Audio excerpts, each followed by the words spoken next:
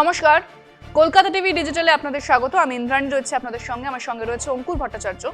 আজকে আমরা যে বিষয় নিয়ে আলোচনা করব তা হচ্ছে গতকাল মণিপুরে এনডিএ থেকে সমর্থন প্রত্যাহার করেছিল জেডিইউ এবং এই ঘটনাতেই জেডিইউর যে রাজ্য সভাপতি তাকে বহিষ্কার করা হয়েছে, যে সমর্থন তুলেছিল তাকে বহিষ্কার করা হয়েছে বলে কিন্তু জানতে পারা যাচ্ছে।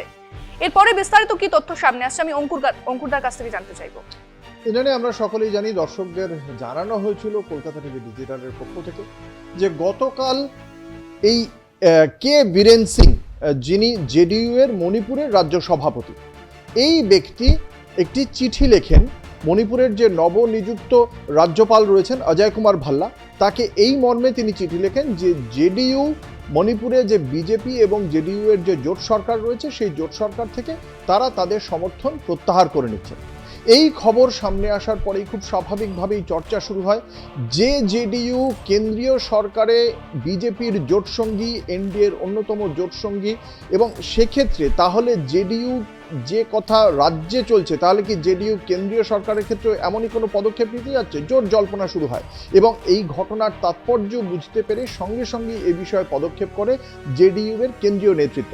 জনতা দল ইউনাইটেডের কেন্দ্রীয় নেতৃত্বের পক্ষ থেকে মুখপাত্র রাজীব রঞ্জন প্রসাদ সঙ্গে সঙ্গে একটি বিবৃতি দেন, যে বিবৃতিতে তিনি খুব স্পষ্ট ভাষায় জানিয়ে দেন যে 2022 সালে যখন মণিপুরে নির্বাচন হয়েছিল, 60 আসনের মণিপুরের নির্বাচনে বিজেপি এবং জেডিইউ এর মন্ত্রিসভা গঠন হয়, মুখ্যমন্ত্রী হন এন বীরেন সিং, এবং সেখানে এই সমর্থন প্রত্যাহারের যে সিদ্ধান্ত জানানো হয়েছে কে বীরেন সিং এর পক্ষ থেকে, রাজ্য সভাপতির পক্ষ থেকে, সেটা সম্পূর্ণভাবে তার ব্যক্তিগত সিদ্ধান্ত।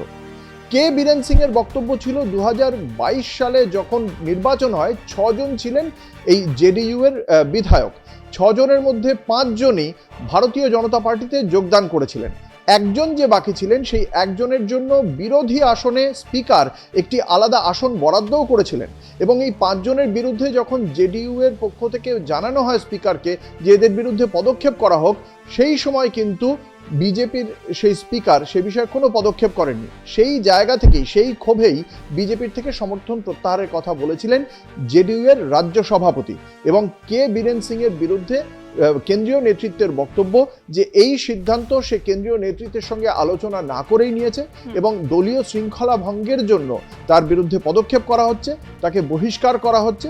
যদিও ভারতীয় জনতা পার্টি এককভাবেই এই মণিপুর রাজ্যের সংখ্যাগরিষ্ঠ রয়েছে, 60 আসনের মধ্যে 37টি আসন রয়েছে, তার সঙ্গে সঙ্গে রয়েছে এনপিএফ এর সমর্থন, ফলে সেই দিক থেকে বিজেপির সরকার পড়ে যাওয়ার কোনো আশঙ্কা তৈরি হয়নি। এন বীরেন সিং মুখ্যমন্ত্রী মণিপুরের, তিনি এই বিষয়টিকে খুব একটা গুরুত্ব দেননি। তিনি বলেছেন যে সরকার একই রকমভাবে চলবে।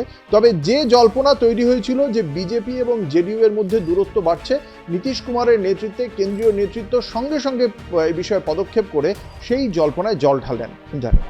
একেবারে, এবং আগামী দিনে ঠিক কি হতে চলেছে, মণিপুরের রাজনীতি কোন দিকে যাচ্ছে, সে বিষয়ে আপডেট আপনাদের জানাবো। তবে আজকের আলোচনা এখানেই শেষ করছি। অঙ্কুরদা ধন্যবাদ। অন্যান্য খবরের জন্য দেখতে থাকুন কলকাতা টিভি ডিজিটাল এবং কলকাতা টিভির পর্দায় চোখ রাখতে হবে রাত 3, 7